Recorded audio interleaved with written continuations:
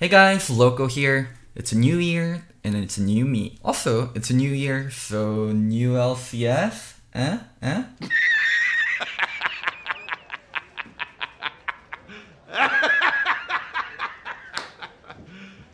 You serious? So, long time ago, we used to have this meme about the gap is closing. It meant the gap between Korea and rest of the world was slowly closing. In truth, the gap really never didn't close until 2018, where LCK didn't have a single team in the semifinals of Worlds, and we thought true parity is finally upon us. Any region can do well and win. The truth was, Europe and China finally caught up to Korea, and both regions made finals of Worlds 2 years in a row, and North America was left on the sidelines. Why though? League was created in America. We are one of the oldest servers. We have so much investment in the LCS. Our salaries dwarf that of LEC. It's a debate that will never end. But as an expert in League of Legends and as someone that's coached for pretty much forever, someone that's played for pretty much forever, I'll do my best to tell you guys why, once again, LCS will suck in 2020.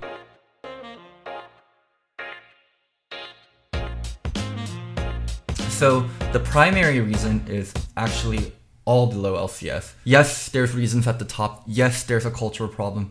Yes, there's a problem with NA players, but that's not actually the biggest reason, and that's actually secondary. And if the problem below LCS can get solved, if we can actually have a wealth of talent coming in from below LCS, I think it will naturally solve a lot of the problems that we've been having at the top anyways. So let's talk about right below LCS first, Academy. It is such a huge problem. The truth is, the LCS teams care very, very little about Academy. We've seen time and time again Academy teams get shafted for the sake of the LCS team. 100 Thieves moving down someday to Academy and bringing up Fate God. Do not tell me this was to develop Fate God. This was to fix the mistakes of Spring Split of starting Huhi in mid lane from CLG. TSM moving Spica to LCS last minute to play in playoffs in Gauntlet. My name is Ming Lu. I go by the name Spica. Well, me playing in LCS was kind of a surprise. It was late. I still remember that night. It was late night. I got a message from Parth to say, "Hey, can we talk?" And then I didn't know what Parth was gonna tell me because I was really nervous. I was like, "Am I in trouble or something? Did I do something wrong?" And then 2 hours later, Parth was like, "Come outside. We'll talk." And that's when he told me, "We might want you to play LCS scrims tomorrow." And then I was like, "Yeah, sure. I'm down for it." Their top laner Brandini got suspended for something dumb, so Grig was playing top lane and Acadian jungle for them. My god. They actually had a great Academy team and it just got shafted last minute to make sure the LCS team can salvage the year by doing a Hail Mary play with Spica. And these kind of Hail Mary moves destroys the synergy and morale of Academy teams, and it just further cements that the teams really don't care about Academy. The only team that actually does anything with Academy and is able to develop players is C9. This is a good turn. I think Leona lends the E onto Zaya. Yeah, it's onto Zaya and Rakan, so it makes it really difficult for them to try to follow up Matt when he goes in. Yep.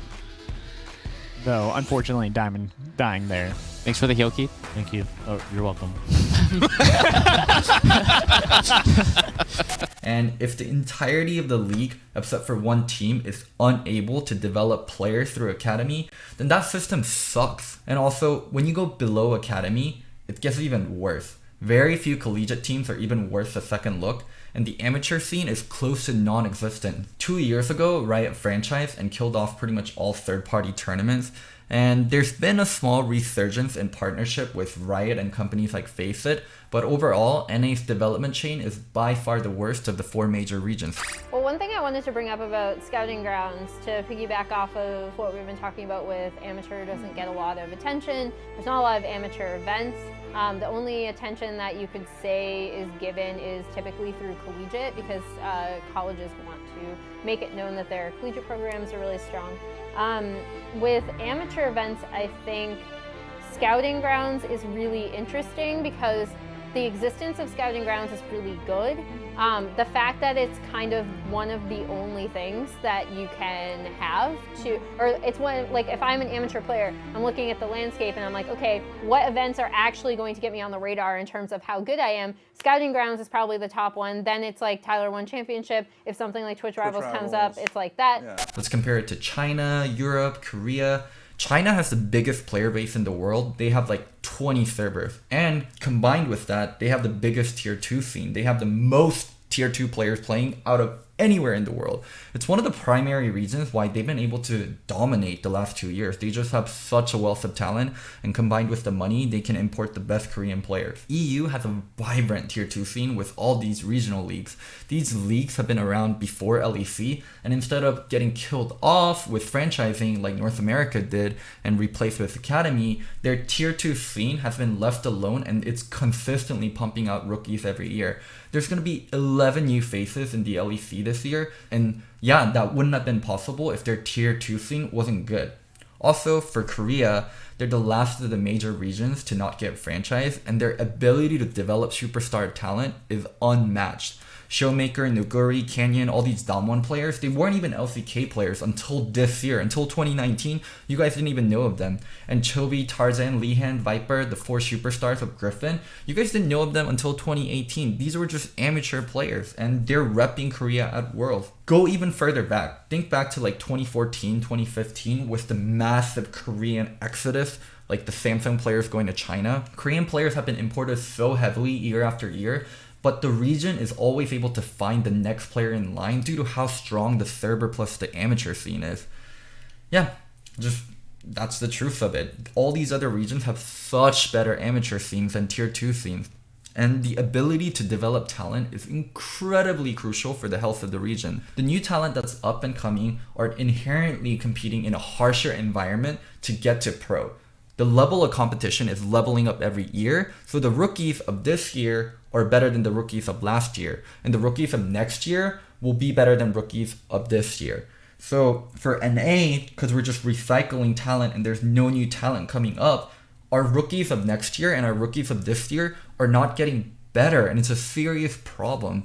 And the new talent that's been well developed in the amateur scene, they had good coaching, they competed versus other talented amateur players, they push other players once they join the main league to step up their game. Like, that's where the veterans that are washed up are getting pushed out.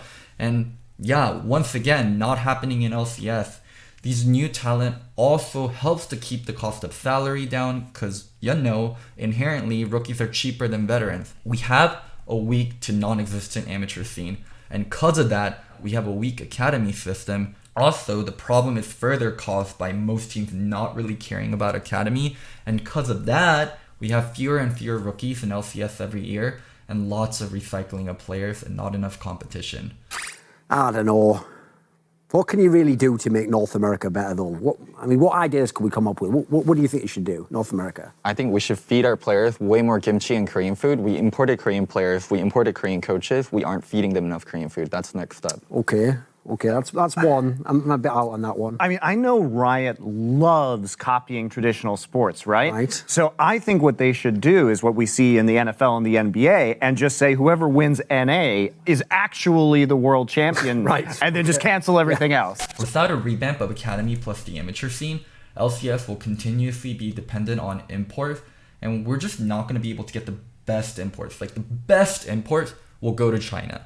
The best imports will stay in their region. Like, the best Korean players and the best European players are staying in their regions. We're getting right below that. We will never get the absolute most top tier players from Korea or Europe. It's so incredibly hard to steal those players away because the regions have money, but they just have a wealth of talent. So it's the players that aren't getting the absolute top spots that are coming to America. We just will not get the top tier imports. Unfortunately, once again, for 2020, LCS will be the weakest of the 4 major regions. Yeah, as I said, without a revamp of academy and amateur, I just don't think there's going to be a solution. Yes, solo queue and the high ping, all that is a problem, but even before that, we need to do something about academy and amateur. It's just such a bigger hassle to move the entirety of the server than just fix this broken system.